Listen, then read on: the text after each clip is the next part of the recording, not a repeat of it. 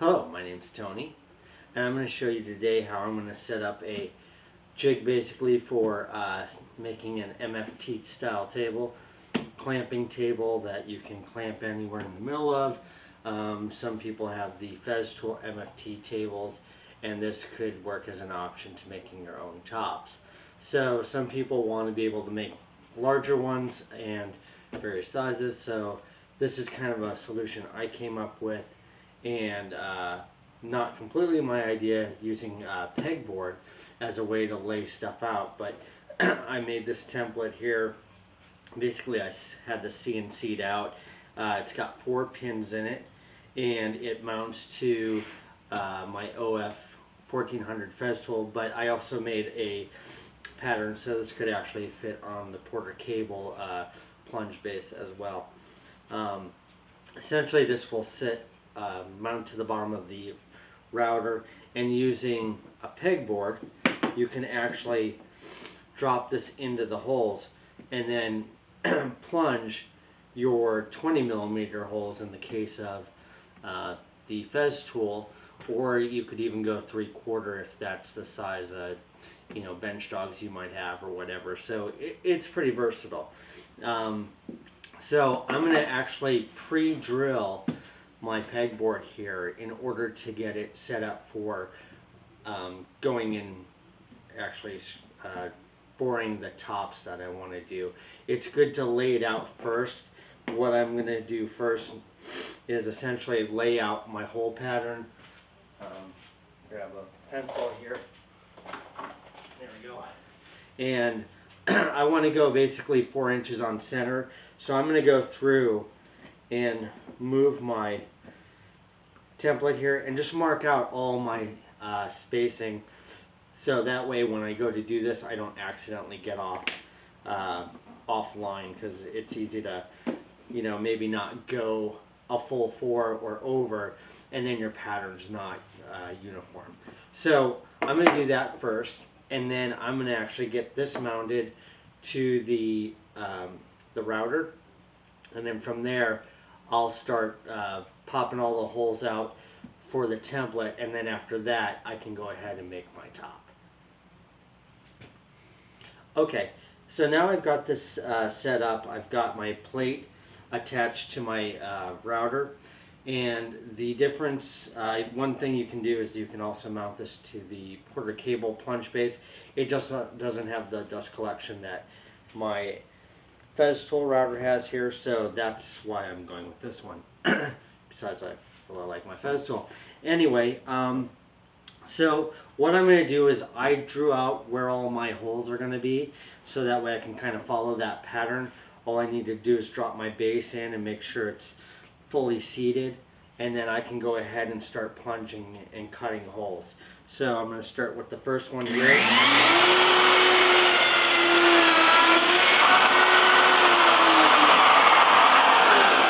And I plunge my first hole, and then I'm using the 20mm plunge bit. There's one offered by Festool. The one I'm actually using is Bosch. So, and I found that one online. So I'm going to go into my next hole.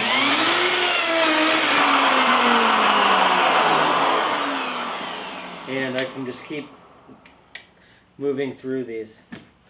So.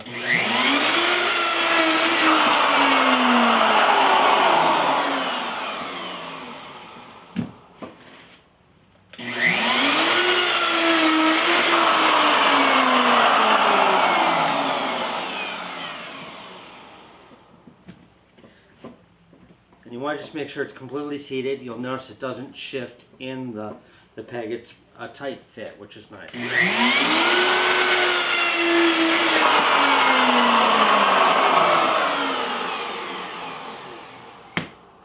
And so I'm just going to continue drilling these holes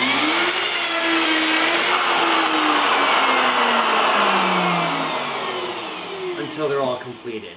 And then from there what we'll do is we'll set up our table. I'll actually show you, I'll probably do an MFT top. I've already cut a template for that. This one's going to be made for making a top like this. Essentially what I'm going to do is I'm going to do 2 lines of holes.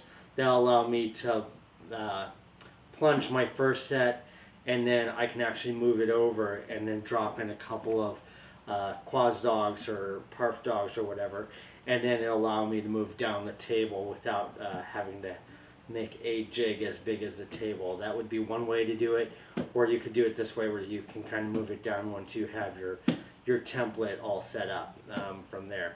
So what I'm going to do is I'm going to pop out the rest of these holes, and then I'll come back and then we'll go on to the next phase of actually setting up a top to drill that out. Thanks.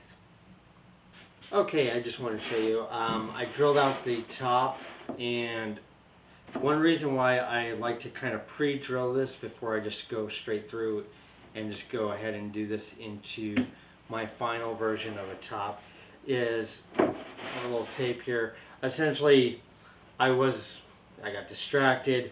I didn't line up my holes properly. I drilled in the wrong place. Would have thrown off my pattern. So I re-drilled next to it.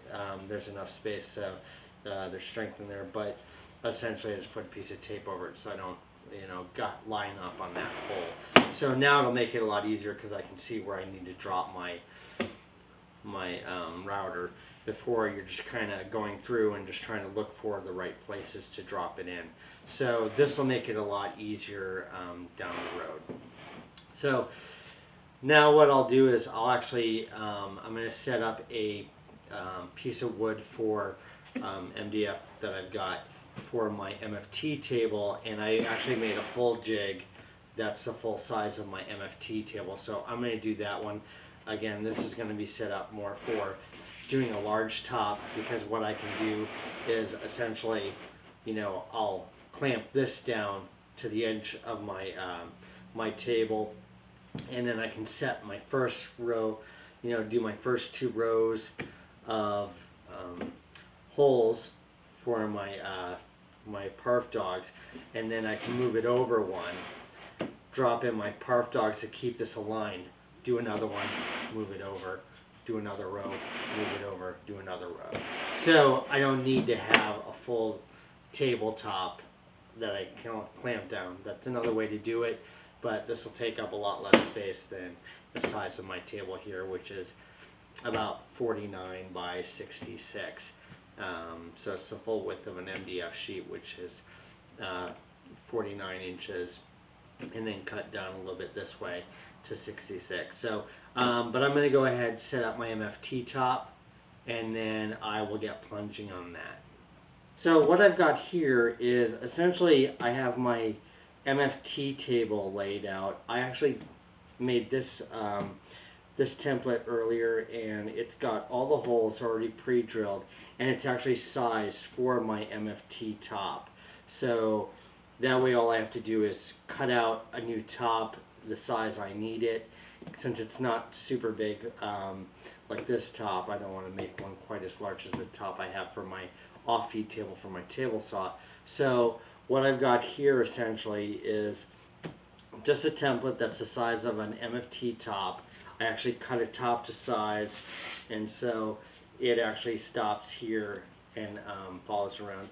I have this extra piece just to make sure that when I'm going on these outer holes, because I'm only going to be in 2 holes, that I want to make sure that it's completely supported for the 2 pins that are just hanging off barely. That way I know I'm not boring at an angle when I put these in.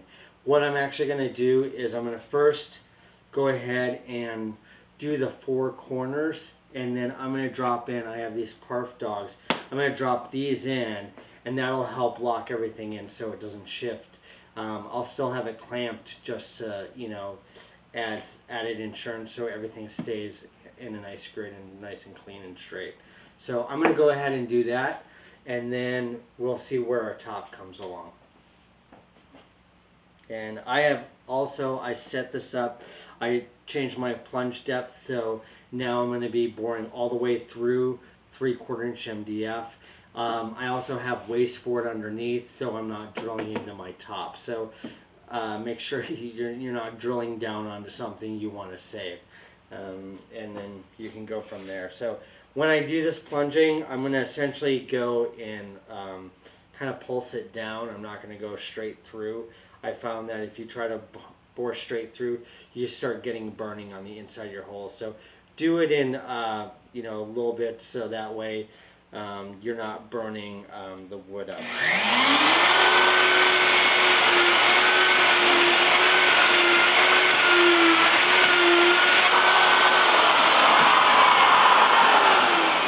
So there's my first one I drilled, and then from there what I can do is drop in a parf dog. That makes sure, you know, that everything's going to stay stabilized. I'm going to get this in. I'm going to just hold down here.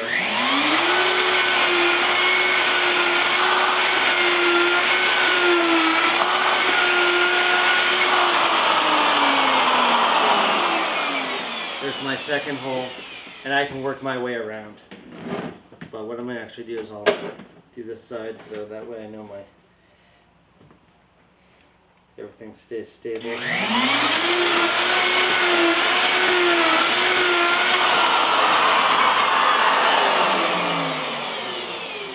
I can drop another parf dog in there, so that'll keep this from shifting. So what I'll go do now is I'll drill out the rest of these holes, and then we'll see how our outcome is. My MFT top is all done now. I've got everything drilled so I can pull this off.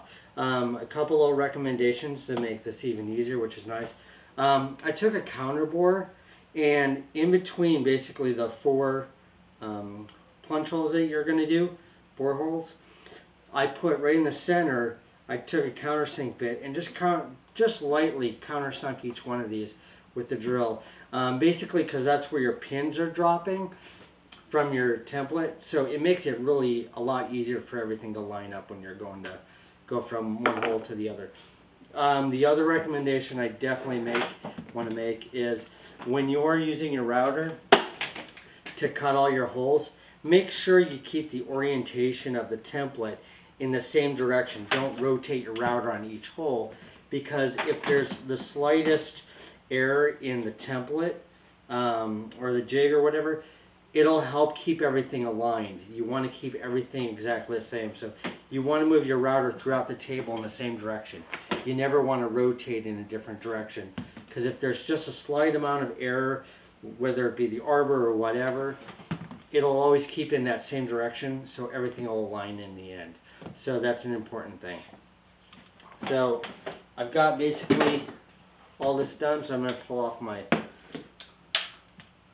clamps here that have held everything in place while I work, and then there's my MFT table.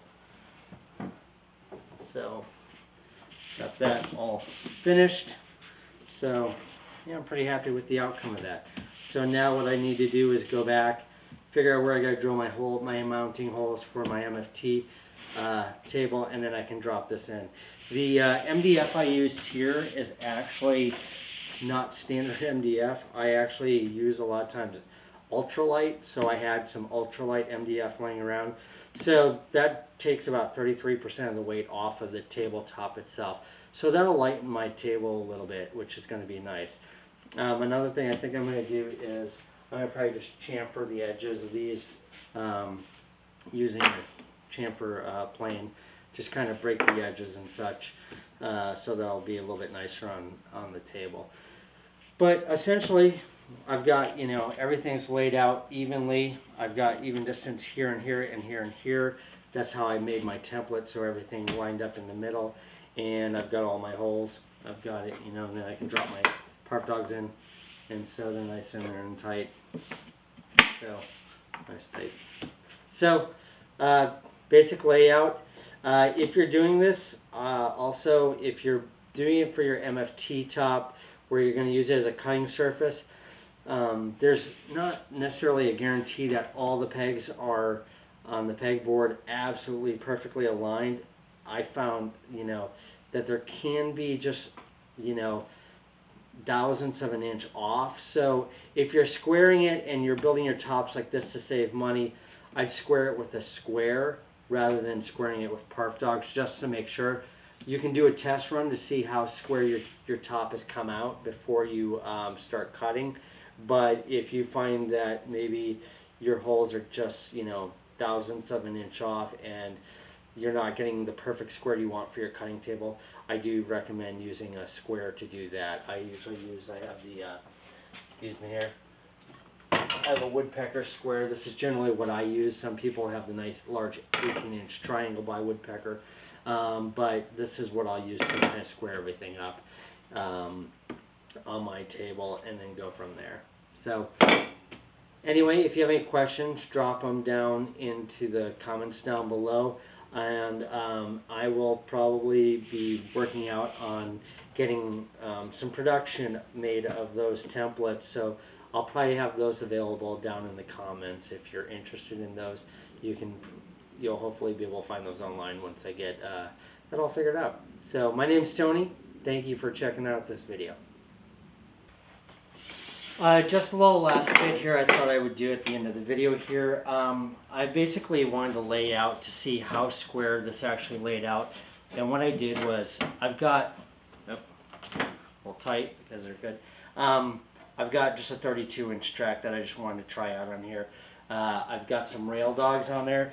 So those just fall right into the holes for alignment. So, over tight one. So, I want to make sure that they are able to drop down. I just put some 1/2-inch material under here because it's about the same height as my fence here. And then I've got 2 park dogs that I dropped behind here to basically help align that fence. So in doing that, now I can see if this whole row here, or the 2 farthest anyway, and then these 2 points see how square they are. So laying in my ruler, there's no play there. It's nice and tight. So I'm pretty happy with that. That's going to give me a nice square cut. And that's just using pegboard and the template that I made. So you're going to get fairly square. Again, like I said, you always want to double check the squareness when you're setting up your table for your cuts. You know, because if you have some sort of shifting in the template or whatever when you're making it, you could throw something off. So don't just assume that your holes are square if you're doing it this way. You'll want to double check everything. But I'm very happy with the outcome of that. It's not rocking back and forth. You know, if it was off, you'd be hearing that. I'm in that corner and I'm not hearing any shifting.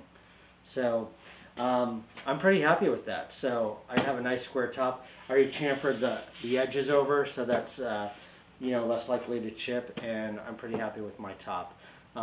Thanks again. Have a great day.